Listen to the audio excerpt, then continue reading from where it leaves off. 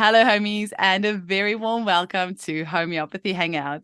Today, we have a very special guest, our first homeopath from Germany, the lovely Markus Kuntosch. Welcome to the show, Markus. Hello, welcome to you all. Thanks for having me. It's a pleasure. I should say Guten Tag. Guten Tag to Australia, to Down Under. Yeah, well, our listenership is all over the world now. Actually, our top listenership is in America now, and second is the UK. Sometimes Australia bumps UK off the list. And right up there, we had Brazil up there the other day as well. And Ireland, New Zealand. It moves around a little bit. So we're all over. Markus, I have been trying to get you on the podcast for ages, and I'm so excited to have you. But before we get into the work that you're doing, can you tell us a little bit about how you were first introduced to homeopathy? Yeah, when I look back, it was in my early 20s. Before I went to university, I think I had decided to become a physician. And my father at that time, he was selling prefabricated wood houses. And he had a client who was a homeopath. And he helped me with some minor problems and catched my interest. And he gave me the first book. And I was intrigued about how you see the humans and how you treat them. Then I bought the organon of Hahnemann. So I started real from the basic, right from the beginning. And I read it, and think in 1 week I've read the whole book. And then I bought Ken's lectures on the organon. And that was how it started. And we were sent to university. We were not able to choose where we study. So at first I was a bit disappointed because the town, I didn't know it was Mainz. It's near Frankfurt. But actually, I was very fortunate because there was a very active student group where we met each week to talk about acupuncture, homeopathy, healthy nutrition. And there were two groups, one advanced group, which introduced the others into homeopathy. So from the very beginning of my medical studies, I even started teaching homeopathy in my early 20s. And we invited doctors, we went to congresses. And so the whole time during my studies, I studied university medicine, and also homeopathy even helped me to survive this more theoretical studies at university, because we were right from the beginning into practice, treating our friends and neighbors. And so it was special time. That's really, really cool. And I think when it comes to natural medicine in Germany, I think most people are actually like quite open-minded. We've had 4 German au pairs over the years, all like young girls. And it always amazed me when they came over. All 4 of them, funny enough, were vegan, and none of them were on Facebook. And they were all really into just natural ways of being. It was just as if it was ingrained in their culture, and it was just so different to any 19-year-olds over here. And this, I'm talking about 6 years ago now. So, obviously you were at university a long time before that, but do you feel people there are quite open-minded to natural medicine? And can you find homeopathy on most of the street corners? Do people mostly know about homeopathy in Germany, seeing as that's where it was Yeah, born? the thing is that the people, the families, the patients, they want it really dearly. But the officials, it's now really under pressure. Though homeopathy is the native land of homeopathy. Yeah, it was founded by Hahnemann 200 years ago. And it's our colleagues from the organizations, they have banned it now. So you can't become a homeopathic doctor in most of the countries in between Germany. So it's very sad times at the moment. But the people, the patients, they dearly want it. And they appreciate that you offer the normal medicine together with homeopathy. So I think it had both its rights, should come together. That's really interesting. Like I said, you're the first German homeopath that I've had on the show, and I try to get homeopaths from all around the world so we can get a bit of a picture of what homeopathy is like in that particular country. So are you saying that homeopathy is actually not thriving as much in the land where it was born? Yeah, Wow, that's really unfortunately. interesting. And do you Yeah. have to be a medical doctor to practice homeopathy in Germany? Or No, no, no. The development is a bit like a wave. Yeah, we were up in the 90s, but now it's at the moment it's a bit of a downfall, like after the Second World War. And it was the lay homeopaths, yeah, who kept homeopathy alive after the World War. And I think it may be the same in this time now. Yeah. It's all about money. Yeah. They don't want that homeopathy is paid by the official insurances. And so they even forbid to become a homeopathic doctor in most of the Bavaria and all in Saxony, and you can't become a homeopathic doctor. You study medicine and then you do an extra course for homeopathy, but this is not possible anymore at the moment in most of the federal states. That's very interesting. I wasn't expecting that at all. Yeah, And is it easy enough to get access to homeopathic medicines? Can you buy it in most of the pharmacies there? Or yeah, you can buy it in all the pharmacies. Yeah. and you can't claim from your private health insurance for homeopathy? The privates, they mostly pay it. What Only a else? few of the non-privates, only a few pay the homeopathic treatment. So the patients had to pay a lot for themselves. So it's very cheap. Yeah? And you save a lot of money when you work like this. Yeah? I would say we save about 100,000 euros each year from the way we are working. Yeah, with not prescribing all these allopathic medicines. So actually, it's a cheap way of treatment. And that's why it's so famous in India or in Brazil or all around the world. Yeah. Can you tell me a little bit about your relationship with Ulrich Walter as well? Because you two work together very closely, and it's from what I could research, it sounds like you've been working together for more than 20 years. Yeah, that's right. Yeah, Well, how did you meet? Well, it's actually such a place, a clinic where I can practice normal medicine and finish my education to become a GP, general practitioner. And I was searching for a place where I can practice naturopathy and homeopathy. And through that way, I came to Kandern. Yeah. And Ulrich, he knew Dr. Müller, yeah, who discovered the connection with the homeopathic remedies and the colors. Oh. And from that on, we were working together. And I was part of the process of all the books he wrote, from the handwritings, the Silver series. And it's a daily exchange. Nearly each day we go through all the interesting cases, and really great experience. That's incredible. Can you maybe, because just for our listeners, what we're going to be talking about today is using colors in our homeopathic prescribing. And we're going to have this on YouTube as well and on Rumble, because Markus is going to be sharing his screen with us shortly. And just so you get a working example of this, I've had the colors and homeopathy books on my desk for many years, and I've actually only used them a couple of times kind of half-heartedly because I wasn't confident in using it. And that was part of my reason for wanting to get you on today, because I intuitively know that this can really be a wonderful tool in clinic. So I just need you to come on today and tell me a bit about it. So can you maybe tell our listeners a little bit about how this using color preference in our patients as a way to prescribe a remedy? How did this first start? Well, it first started a very experienced colleague from Cologne in Germany. He was a pulmonologist and homeopath, Dr. Hubert Volker Müller. He was continuously searching for really deep symptoms to find good healing remedies for his patients. And one day he came over a patient with a severe depression who always wanted to stay in the dark, shut all the lockers down and shut the light out. And there's a rubric in the repertory, shuns light, which contains conium as remedy. And he interpreted this patient, he liked black as his favorite color. So it's a bit strange. The color method started with the color black, which is a negotiation of all the light and the colors. And he had the intuition to ask his other conium patients, because this one was healed from this depression with conium, if they also liked black. And they did. And not only conium, also the other plants from this umbelliferae Apiaceae family, like Etosa, Cicotta, they also like black. And from that on, he developed the idea that it may be right for all the other remedies. Let's find. So the whole thing is derived from cured cases, from successful prescriptions in patients. It's no theory, it's just you do an anamnesis, you ask the patient which is his favorite color.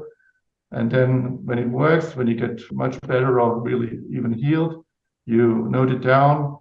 And when you have, let's say, 4 cases of apis or of formica rufa, and then you see which color do they share.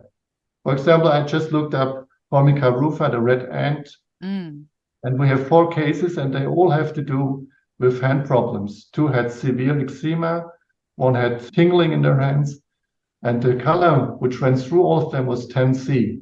It's a light red. So you can be sure this, yeah, you can look it up in the code, yeah, where it is. And Ulrich invented this chart, yeah, with the 24 colors. Mm-hmm. You can see here. Yeah. And they go from yellow, 1, over orange, red, Yeah. lila, blue to green, 24. Yeah. In the middle row is the row C, which is the main colors.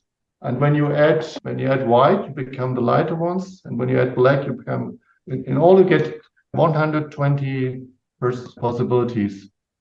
Together with this one, you have the white, the gray. So what we do is you can use the color from the age of 3 years on. Yeah? So children develop the possibility to distinguish between colors between 2 and 3 years. Okay. Before it's too confused. Yeah?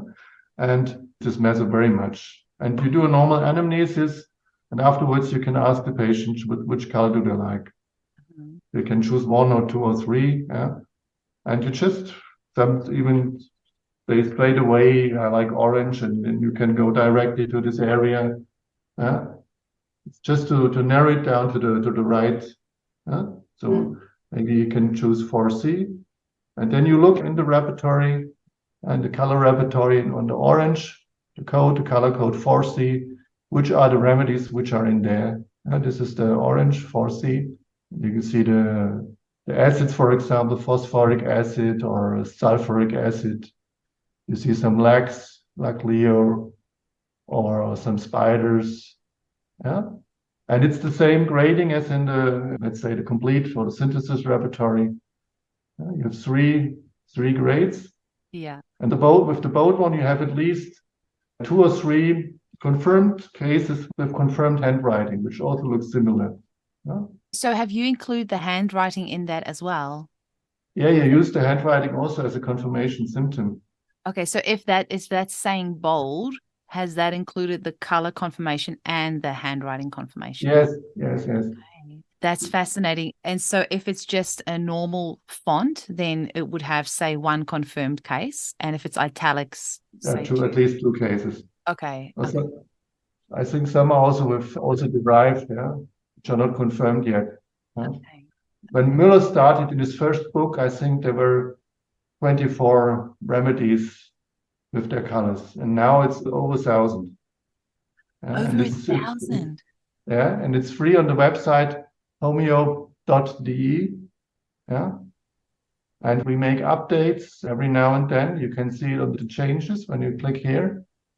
Yeah, you can see the new remedies with their color, with the grade, and when we changed it.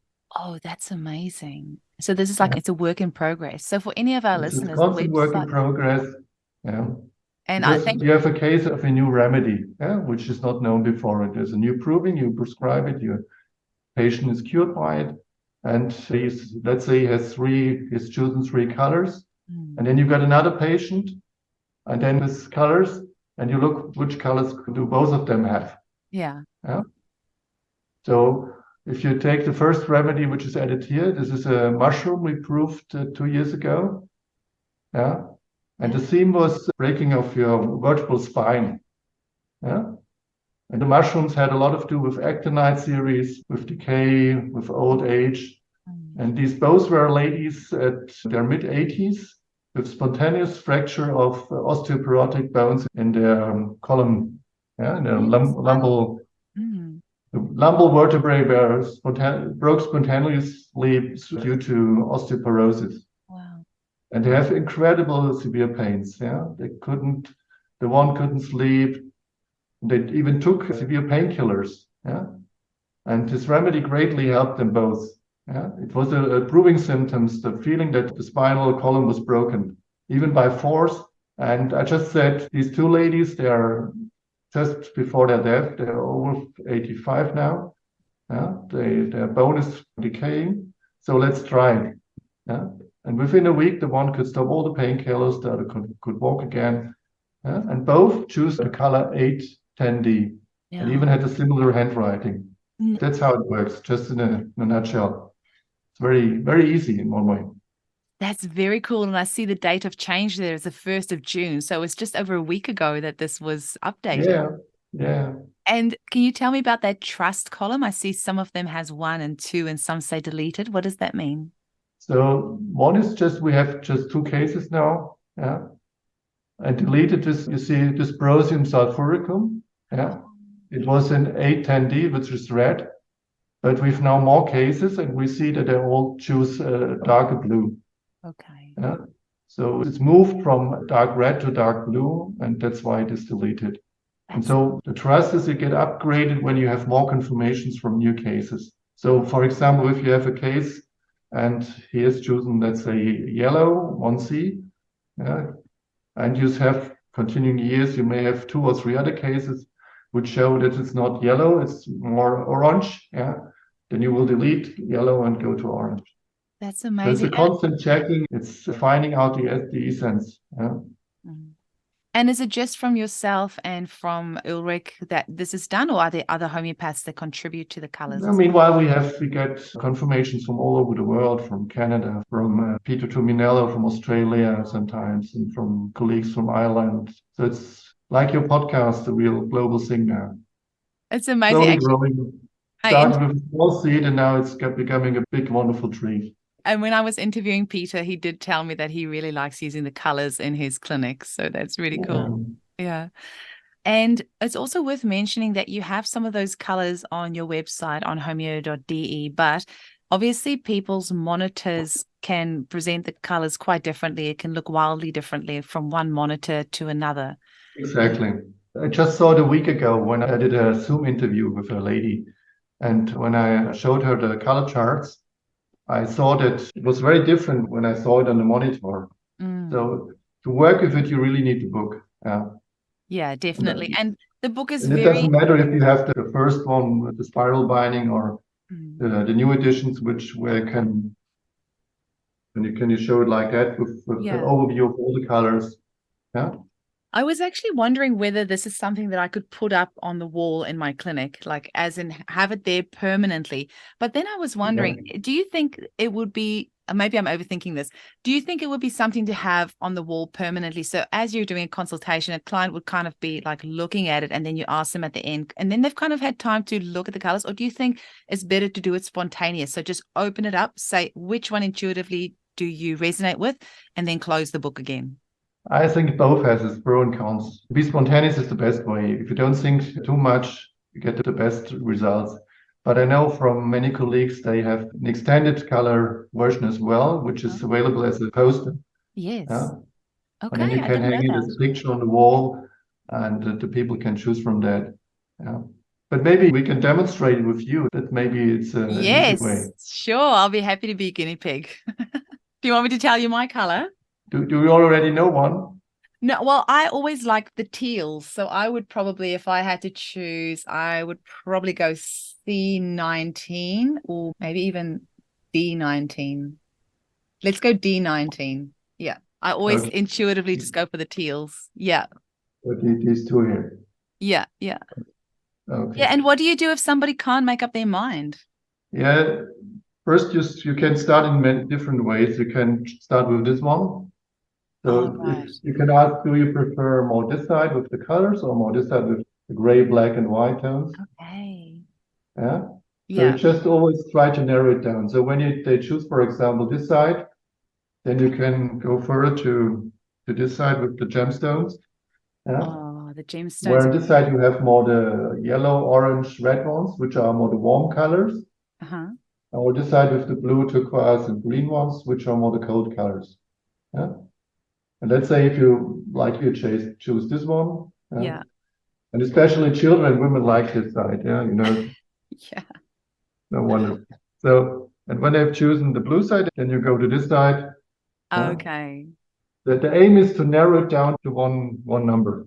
Just one number. Yeah. Get them to but commit. Always be open that they can, let's say, choose 2 or 3 colors. Yeah. And then you ask which one do you like best. Okay.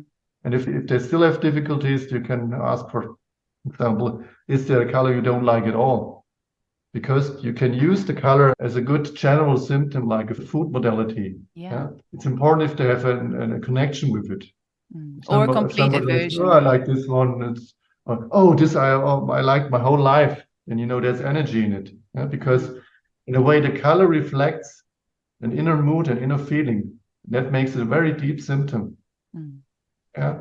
I can tell you just a short case, because a few years ago, a farm worker from, I think he was from Pakistan, he came in and he only spoke broken English, and he was ill for about 10 days with a severe kind of flu with bursting headache. And it was just a head bursting.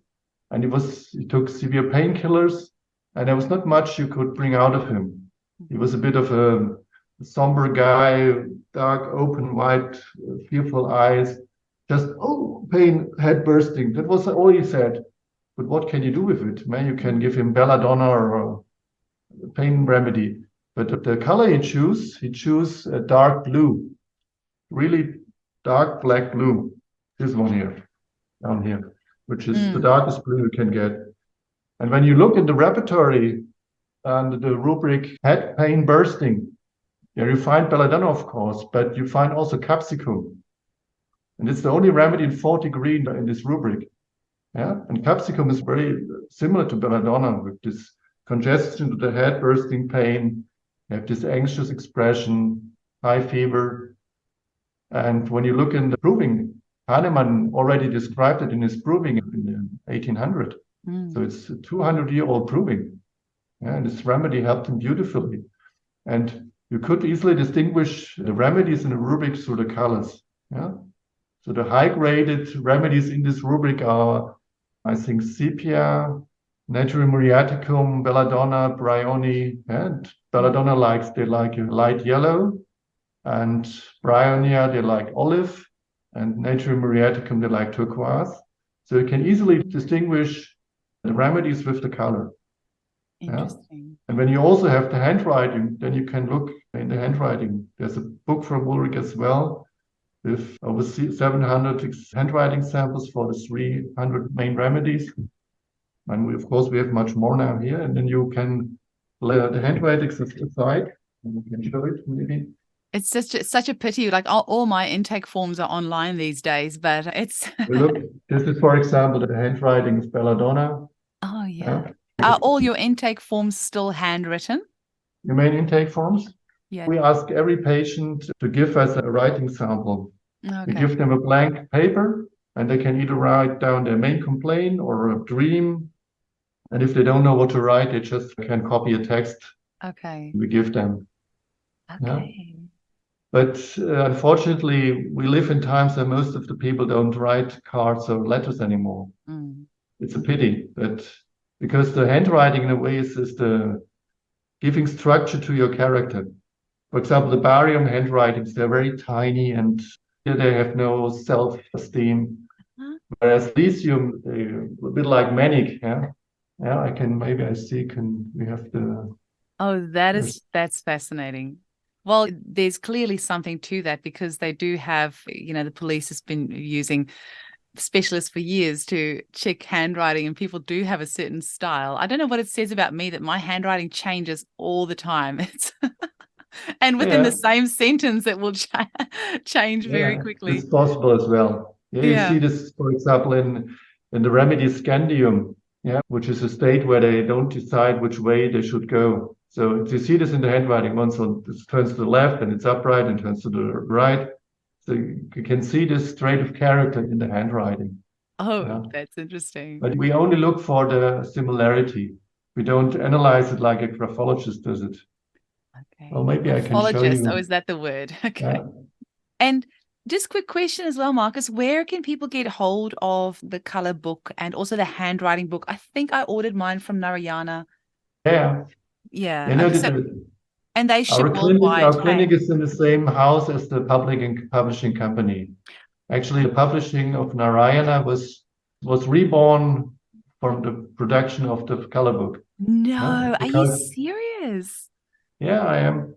That's very cool because they're clearly very busy because you can get any book there. It's such a great place. Yeah, Unfortunately, during COVID, they didn't ship to Australia. And I think there was quite a few places in the world that didn't ship for a while there during COVID. So it was yeah, easy to get books from them. But so yeah, you are in the same building as them. yeah. Oh, that is amazing. That would be a dream come true. I have to say, I probably just would never go do consults. I would just go sit in the publishing and room and read books all day if I was there. So Yeah, and now it's moved to a neighbor town, but there were times when I just said go to the next room, then I can oh, get the book. I'm Yeah, it so was. jealous. I'm so jealous. Yeah, That's and in a way we were very fortunate because we had a lot of those main homeopaths from around the world as our where we publish book from Jan oh, Scholten, Massimo Mangialavori, that, Tankaran, Luke Lyon, all these the books of Peter Tuminello. oh, So that is really, really cool. Wow. yeah. How lucky are you to be When immersed when in all when of that? Ulrich wanted to publish the color book, yeah, we went to several publishing companies, but they all refused because they thought it was too risky. It was too would enough people buy it? It's very expensive to produce it because usually you have a four color print machine, Yeah. and this is printed on eight color because they wanted the best and pure quality. Yeah. It was quite expensive, and no production company wanted to take on the risk. So finally, they decided to do it themselves. And from that on, this went on the story, The and public. it's Oh. growing ever bigger.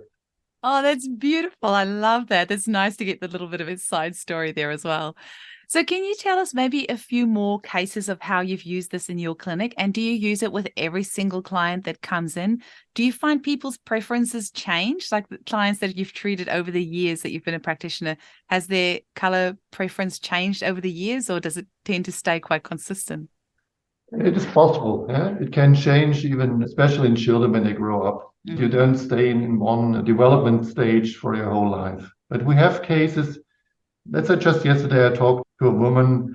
She was here 20 years ago and she chose exact the same color which she chose 20 years back from these 100. It's sometimes really amazing, but it can change. It can, as you see, when you have a patient with a depression, they often come in dark colors, Mm. black, and when they get better, then the color comes back into them. They present more light, and that you can see also in how they close themselves. So it can change, but it's not necessarily so. Yeah. And usually we ask every patient. Sometimes we forget when we are sure of the remedy. We have also cases where you can't use it because they can't decide or they doubt it or they think too much, had too much Mm. thoughts, how and why. Then it's the best way to get it spontaneously. Yeah. This question is just for me because I love prescribing the butterfly remedies. Have you noticed that people who need a butterfly remedy tend to choose a particular color? There are some, I don't know by heart now, but I think we have colors. So yeah, we have the cabbage Pyrrhus brassicae. Yes, yeah, the So for cabbage example, butterfly. there's Cabbage. also a list when you look for a remedy. Yeah, Hmm. what it say is Pyrrhus brassicae. It's on the P. Oh, so you can reverse engineer it. That's great. Yeah, there Go you on. are. Yeah, Pyrrhus brassicae. Okay. Yeah, it has two colors so far. It's orange, 4,5C, and white. Oh, that's interesting with the white because the butterfly itself is white. So that's really cool. Yeah, yeah. They have a strong And connection with the cabbage. And the other one I think we have is Inachis Io. Yeah, oh, Inakis, yeah, that's the peacock, I think. peacock. Yeah. Yeah. It was a beautiful case. Oh, Yeah. 3C. I have to look that color up because I've There, prescribed that one there successfully. was one boy, I think he was in kindergarten still, about 4 years with a severe eczema. Mm. And we tried several remedies, some nosodes. And the problem was that he was very clinging to his mother.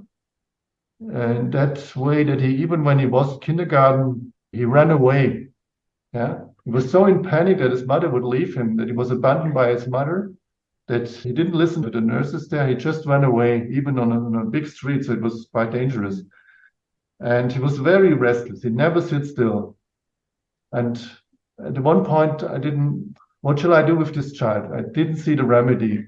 And I get the intuition to ask, Was there any moment in his life when he was still? He was so restless and fidgety. And the mother reflected for a show, and then said, yes, there was. One day, this butterfly came and sat on his nose, you know? And that was the only time in his life where he was 5 minutes completely still. Can you imagine that? It was crazy, yeah?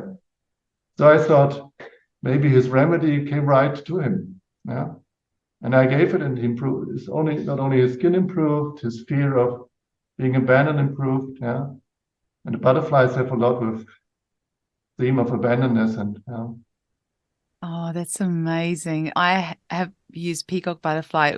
There's also a beautiful story with a little 8-year-old boy who has a pituitary tumor, and it was pressing on one of the optic nerves, which was actually causing one of his eyes to atrophy. And eventually he would have gone blind from this. So we've given him several remedies to help support him. But I was looking through which remedy to give him of the butterflies. I just had the sense that that's what he needed. And I thought, well, I'll go with peacock butterfly because of the eye on there. And he was dressing in girls' clothes and only playing with girls' toys, which there's nothing wrong with that as such. But obviously, because of the pituitary gland had all sorts of endocrine, causing all sorts of Yeah, endocrine very dysfunction in his interesting, very body. Yeah, in his interesting. body. So gave him this peacock butterfly remedy, and he, within a couple of weeks, started playing with boys' toys, started playing with the boys at school, started dressing like a boy, and just flourishing. And the craziest thing was that week, like about 3 weeks in, he was doing so good at school that the teacher gave him a prize. And the mum sent me this beautiful email, and she took a photo of him with his prize. You won't believe what the prize was: a peacock feather that the teacher gave this boy, not knowing that, because mum didn't say that he's on any homeopathic treatment at all. This was a Yeah. complete Sometimes coincidence. it's really You amazing can't make sometimes. this up, but now you've just made me realize I'm going to give this color book to him and get him to choose a color and just see. Yeah. But I was going to ask you as well. So is this all just from cure? Just a moment to this case. What happened to his tumor? It's an ongoing process. So it's something it's going to be a journey. It's going to be a long ongoing case. I have to get back in touch with him as well. Unfortunately, he's on a lot of medications to Yeah. suppress the puberty. So he's actually on one of the, like a contraceptive, like a female contraceptive type drug to try Yeah. and reduce the early onset of puberty. So that's working against us. But the behavioral issues and just his own self-esteem, because he was feeling really down because kids were, teasing him in Yeah. school. So that has really lifted. So within himself. It's a very, very interesting case because many of the butterflies have this gender confusion. Yeah, exactly. Yeah. That was also one of Yeah. the other Yeah. reasons why I gave that to But you. it's a way how you can start with the color method, that you go to a really good case, which was teal, and then you ask the patient which color, and you would be amazed. Most of them would choose the Oh, color of the well, I'm going to do reverse engineer my cases that I know have been cured cases that have had excellent results. And I'm going to reverse engineer that and start writing that down. I also want to And the ask you, way Mark. is also to write down the main complaints. Mm. Yeah? Because often when they should write something, even in the first sentence, they write the central problem. It's very amazing sometimes. Mm. But you wanted to ask me something. Yes, I want to ask you if any of the colors come from provings, because, for example, I know with the proving of leprosinum, which is the leprosy nosode, the color white was something that came out quite prominently in the proving. So would you ever just automatically go and add white under leprosinum in your listing? Or so do any of these colors come from proving symptoms, or is it always cured case and then you do the color? The main thing is really they come from cured cases. Mm. We know, for example, from Sarotamnus, yeah, it's Tistus covarius. It's from of the Leguminosae. It's a white, yellow flowering plant for heart complaints. And they dream in orange. They have colorful dreams, for example. Or in the proofing of ozone, yeah, the three-valued oxygen, there occurred the color black. But I would say 95% are derived from cured cases. That's incredible. Is Yeah. there anything else that you can tell the homeopaths listening to the show? Because our audience tends to be about 50% home users and 50% homeopaths. So for any homeopaths listening to this that have never heard about the possibility of using color preference in their prescribing, or maybe those that have kind of played with the idea of using it, like me, What advice can you give to homeopaths to get on board with this and just give them some confidence in using this system? And what advice would you give to them on getting started? Well, Hahnemann already said when you interview a patient, try to be not prejudiced, yeah? Not judgmental, or just take it as a new possibility and work with it, yeah? And make your own experience. When you start with, oh, I doubt this is nonsense, then it won't work out for you. Mm. Yeah? So the best way is with every method you learn. There's not one homeopathy which is the best. Yeah, there's so many good ways you can use, and in a way, homeopathy is an art. Yeah, you need to be rational. You need to your mind, but you also need your intuition. And that way, it's really an art. Yeah? It's not mechanical work, and that's why it fascinates me, because every patient has its own unique story. You never get bored. You never are finished with learning. Even after 30 years, there come patients who have no clue at all what I should do with them. Yeah? And Jan Scotten sometimes beautifully said it. When you have no clue at all, take any clue. This could be a dream, this could be an idea, it just could be an intuition. Yeah? And so the thing is, when you get in contact with a new method, it's best to try it out in your clinic if it works for you. Mm. Yeah? So, for example, a few years ago, we came in contact with the polarity analysis by Heine Frey, Benninghausen method. And it showed that it was one of the best ways to treat acute cases. It is fast, it is very reliable, and you get good results with it, and it's very easy to learn. So, yeah, you can go like a butterfly. You can go to every beautiful flower and just take the best, just take the nectar, and what doesn't taste good and doesn't work, just leave it. So what you need is you just be open and to try to give it a chance. Mm.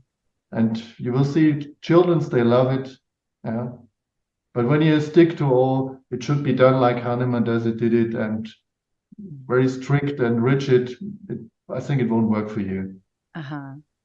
So you need to have a bit of an And open some mind. also have those ideas, oh, well, this is the color of, and then they start theorizing, and this is why, because this is chakra, and it's very practical. It's derived from cured cases. Yeah. I love that. Well, you've definitely inspired me to start using this in clinic more. And I'm especially, like you said, with the cured cases, I'm really intrigued to go back and just check with them what they And say. I only can say the really treasure, and it's free, you know. You have access. Others in other websites you have to pay for it. It's still free. And what we are planning, or what we're working at the moment, Ulrich has this year, the clinic has its 40th anniversary now. Wow. Can you see it when you, for example, you go to black? Yeah, we have all these abbreviations here, and it's nearly impossible to know all them by heart. But when you go with the cursor over the remedies, yeah, then you get it full written. Oh, nice. Graphitis or Grindelia robusta. And what we're working at the moment, when you get a small essence of the remedy as well. So we want to include a materia medica in it. We're already working for it about 10 years. We went through all our good cases and cases of colleagues and from journals to make this concise materia medica of it. Oh, amazing. And it's going to be the same way you hover over the... Yeah, with your cursor, when you stop over so here in gold, you go to analonium or silver argentum. Yeah. And when you hit your argentum nitricum, then you will see this fixed ideas, fear of heights, fear of examinations. Oh, that would be so cool. Yeah. Really but I think we should take a bit of fee for that. Definitely. I completely agree. And it's that energy exchange, right? There's so much work that's gone into that. And actually, this is something I talk about often with homeopaths, that they're too generous. Just as a profession, I think it's an energy. It needs to be an energy exchange. I was in a homeopathic group the other day, and somebody asked about, they said something like, who's the richest homeopath? And I was really saddened by the responses, because so many people said, oh, if you're a real homeopath, you don't make money. And I'm like, that's horrible. There's no other profession in the world where people would say, if you're a real doctor, you don't make money, or if you're a real plumber, you don't make money. I don't know. If that plumber's not making money, it can't be very good. I wouldn't want that plumber doing my plumbing. It has to do with that it's an immaterial way of healing.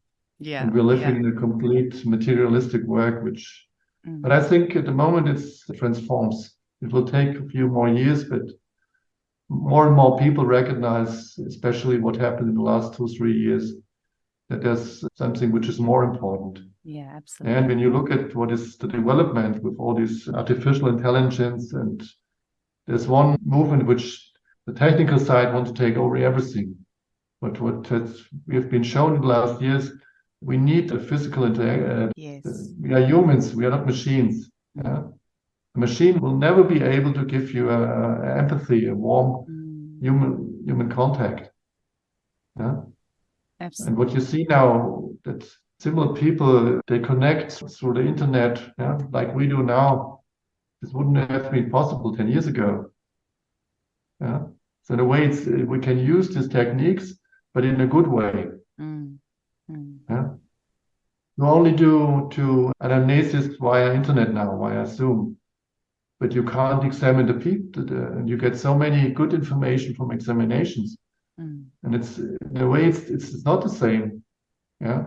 It's not when the you're same. in the room. Yeah. Yeah, and especially because often you only see the person from the chest up, whereas a lot can be happening down, like they can be tapping your desk. I have this one lady, whenever she comes to my desk, to my clinic, she's always like trying to clean my desk, like if she, I wouldn't have known that about her otherwise. And you don't see what they're doing with their hands or their body or even the full dress, like how are they dressed and what are they doing? The gestures are so important, and also the atmosphere. Yeah. I remember a patient who did well on uranium nitricum, actinide with nitricum quality. He had a very severe asthma. And the moment he came into the room, I felt like that, pressed to the wall. There's no space for me left. Such a suffocating presence, So you could feel this energy right away. And homeopathy is a lot about energy, which I use all your senses, not only the visual sense, which you see in the screen now. Yeah. And you can sometimes you get information from the smell of their sweating or Yeah, absolutely. Or even if there's like very strong perfume, or if there's just so much that you can pick up from somebody when you see them in person. I just had the idea that sometimes you have patients, when they leave your room, the perfume stays inside, or even so I thought this may be a kind of animal energy to mark the territory, Yes. Yeah. It's not confirmed yet, but definitely. I think there's something in that. Yeah. I wonder, Markus, do you have time for us to talk about your book on birds as well? Because bird remedies is something else that fascinates me. And if you have some time, I would love if you can talk to us a little bit about your book, Free as a Bird. Well, it all started a few years ago. I had read the books which were available by Jonathan Shaw, and I was fascinated, but I couldn't understand it with the patients. I didn't find the remedies, because the problem is there are only a few represented in the repertoire so far. Yeah. But then I had a patient with autoimmune disease, which I couldn't help. And then I asked to describe her. She had diffuse pains. One was like very sharp stitching pain in her abdomen. And that was the starting point. It made her narrower and restricted. And from that on, more and more patients came who needed bird remedies. So the focus of the bird remedies is that they're in a life situation where they can't breathe properly anymore. When you just make this gesture, they are encaged like our lungs are encaged in the rib cage, and they want to be free. They want to be. Just when you make this, you can feel how a bird patient feels. You can't move. It all gets tense here. You can't breathe properly. When you make like that, it's like.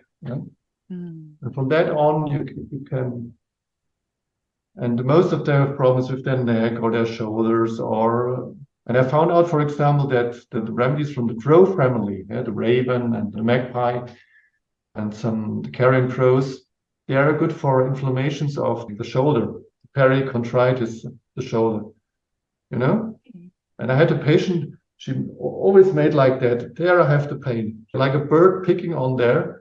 And when you look when you look at the anatomy, we have a part of the shoulder blade where the tendon of the biceps muscle is inserted, and this part of this bony part of the shoulder blade, it's called raven beak. Interesting.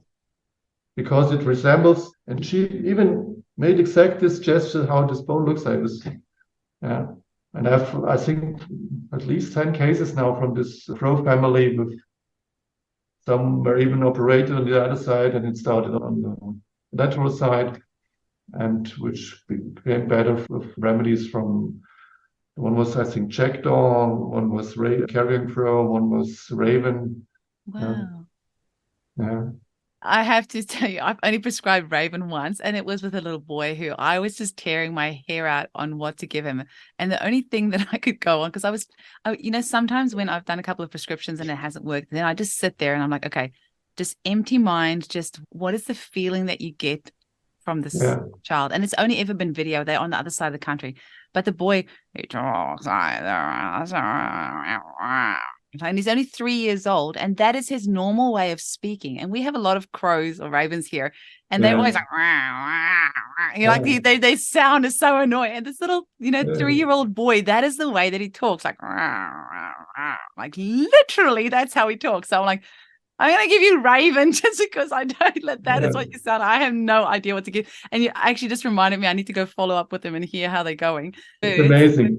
I think it was 6 weeks ago, a lady, she's in her mid-70s, she came in with shoulder pains and she was talking like that. So you can imagine which kind of bird this has been. Yeah, like a pigeon, probably. Yeah, exactly. She got pitched and it was gone the next day. It was really amazing. It's sometimes a bit magic, but I'm still working on it.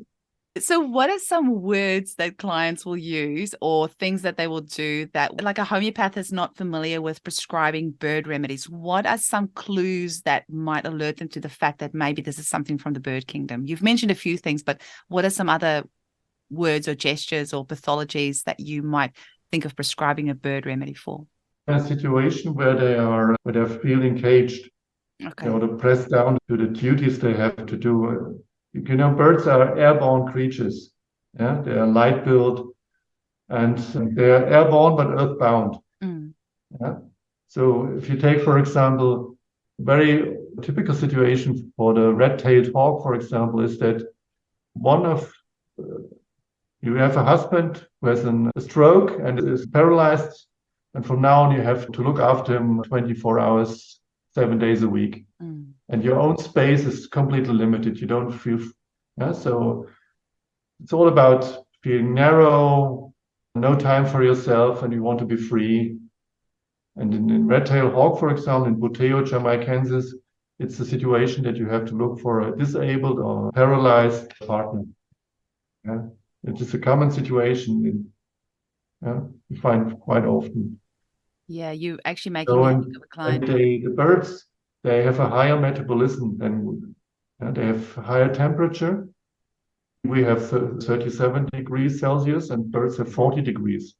So it's a kind of feverish hyperthyroid stage with an inner vibration. You tense, and let's say, for example, a colibri, the hummingbird, his pulse rate is over 400. We have 50. Yeah? Can you imagine? It's like, And that's what they described. Mostly they say vibrating. They can't calm down anymore. It's a constant tension. Mostly with the neck, the chest, the constriction feeling, or the shoulders. One female patient came in. She said, "I have a lame wing." They use specific language like wing or nest, or when my children fly away. You said birds are very good in orientation. And I often find bird remedies also for women in the climacteric period. When the children leave their house, go their own way, take their wings, and they lose the orientation. What should I do now? I spent my whole life to nurture them, to bring them up, and then there's an emptiness. Birds, they follow the magnetic fields. They have a very good sense of orientation.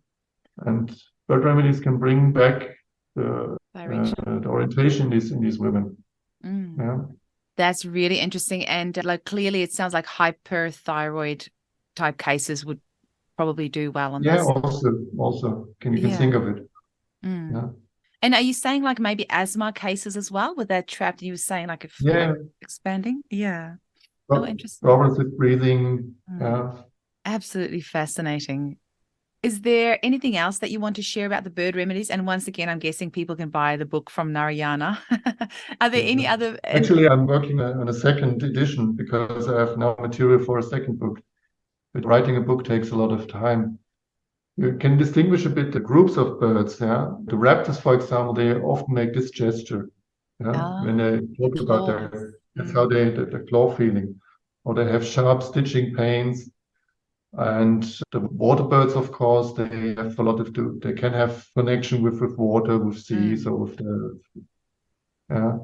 So when you think of a bird remedy, ask them, is it more a singular bird or is it flying groups or mm. is it more a small or bigger one? So it's still work in progress. We don't know. We have a few provings, but over 100 remedies are available. Wow. Over It's 100 bird remedies. are available, yeah. Oh, Over didn't 100. know it's that many. Wow. Actually, as we're talking, I'm just thinking our neighbor, we're on 16 acres here, and our neighbor is actually a parrot breeder. So she has got macaws, red-tailed cockatoos, any parrot you can think of. And I was just thinking to myself, because we have these beautiful red-tailed cockatoos here in Perth. They are just gorgeous. And I was thinking that would be such a great remedy. And instantaneously, I'm thinking, no, no more remedies. There's too many remedies already. Yeah. Just thinking, because what you would do is, I guess, get hold of a feather and just triturate that, or how? Do you know how many of them are made? I know they As often in, use, I think they as in sometimes use a drop of most blood. of the bed remedies are made from the feathers. A Yeah, we feather. did some triturations of ourselves. We did one of a fish eagle and one of the blue tit, which was very interesting. We are planning to do other this autumn. European kubo, the biggest owl. We're planning to Oh, do it in September. And some are made of eggshells, some remedies. okay. The raven is taken from the blood. Also, the white-balled sea eagle is made from the blood. And when you triturated those, did you literally just put the feather in the The trituration bowl bowl, and yeah, with the milk sugar and from triturate the it? yeah. It was very strange. From the eagle, the feather was like that big. Yeah, Yeah. and How would you fit? we put a bit of the feather material and of the yeah. But from the blue tit is a tiny little songbird which only weighs Oh, 20 grams, like an envelope. We took one feather, but it took 1 hour to triturate this tiny little. It was crazy. Yeah, it's amazing. Oh, I'm too scared to, like, we have so many remedies already. yeah, And actually, once your brain starts going into that trituration phase, it becomes quite addictive. Hey, you just keep thinking, oh, what's the next thing? What's the next thing? yeah. Yeah. I think every homeopath should have done at least one trituration in his lifetime Yeah, because it's definitely. a very deep experience. Mm, Yeah. agree. And for example, the songbirds, they usually have a theme with singing, they like to sing in choirs or sing under the shower or, yeah. And one day, a lot of them have dreams of flying. Yeah. And once a female patient told me that she has dreams of flying, but she always flies in the night. So I thought, okay, maybe this is an owl. An owl, yeah. Should be a bird which flies in the night. Yeah. Amazing. Can you tell us just a little bit about some of the themes of the owl? And they have a strong connection with owls. Yeah. One of the patients, he had asthma. Mm. Yeah. And he even had a tattoo of an owl Oh, in his chest. Yeah. did you know that before you But prescribed the owl for the owls has, it's not completely clear with the owls now, but they have to do with wisdom. Yeah. Yeah. What is special with the owls is that they flight doesn't make any noise. Yeah. Usually when they flap their wings, the birds, then you can hear them. But with owls, you don't hear them. They don't make noise. Then they can't move their eyes. Yeah. Their eyes are fixed. So when they want to look in the other, they always have to move their head, you know? Yeah, yeah. But they can move their head just nearly 360 degrees. Yeah, yeah. Yeah. And they have a very good hearing. Their whole image of the head is made to orient the sound. For example, the snow owls or other owls as well, they're capable to detect the mouse under the snow, which Oh, other birds, for example, the falcon, isn't possible. They cannot do it. Yeah.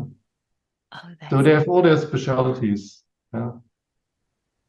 This is definitely one of the parts that I love about homeopathy because I love the natural world and I love learning about Yeah. animals, plants, minerals, crystals, all of it. And I also love languages. So I love the Latin and where the words come from and the mythology and the like all these little bits that as a homeopath we have to learn about in order to understand the essence of a remedy.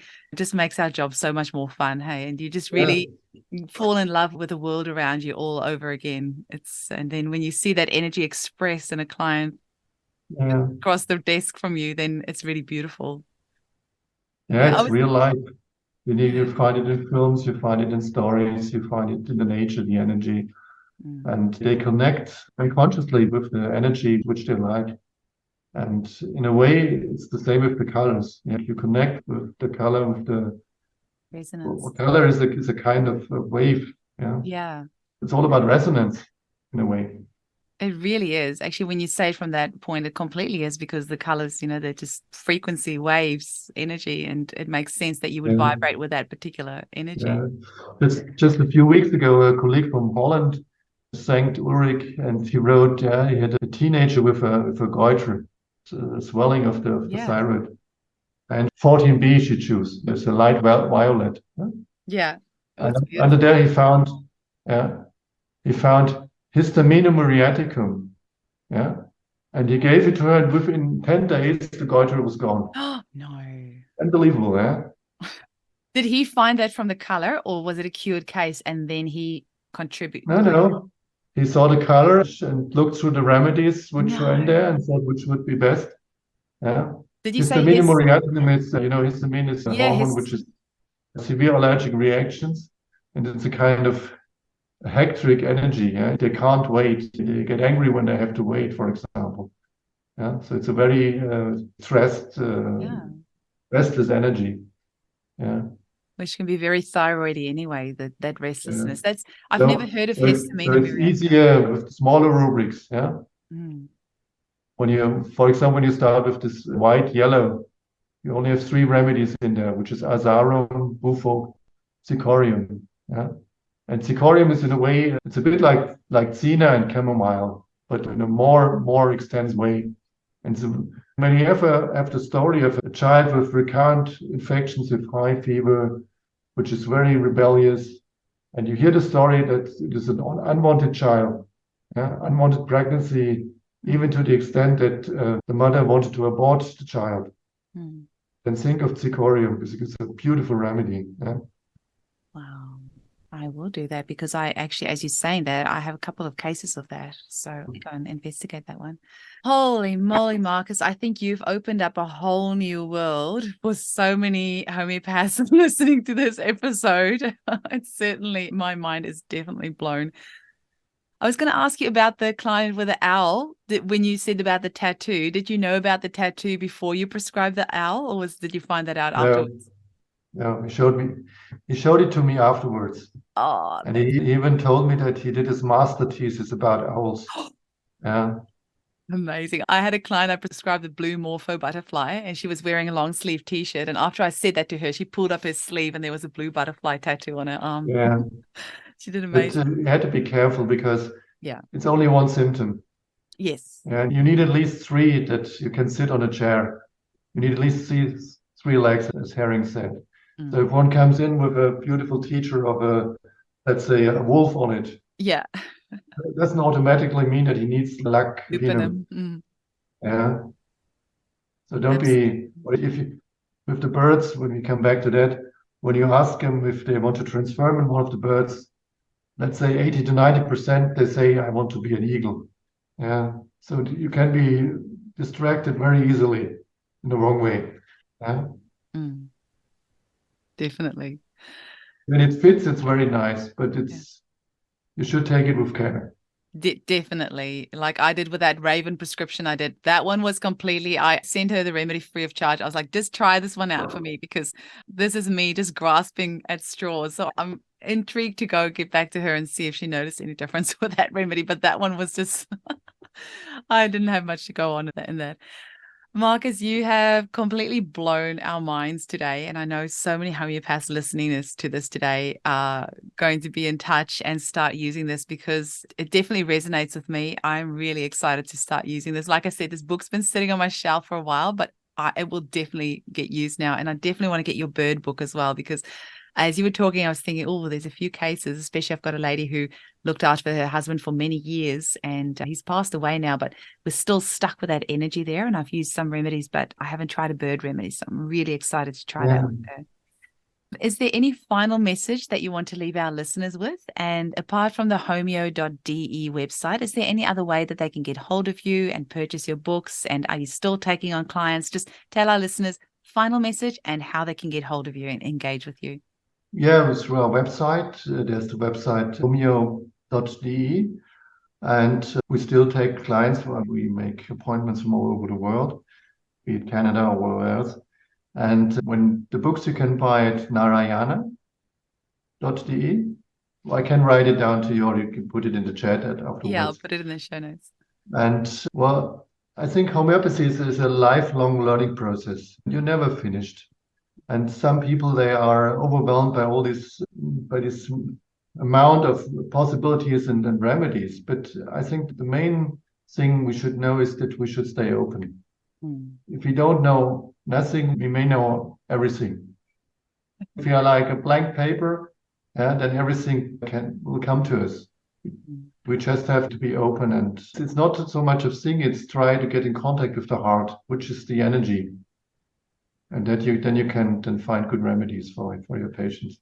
And it's so rewarding when you see children, how they change within seconds, when you give the right remedy. Yeah.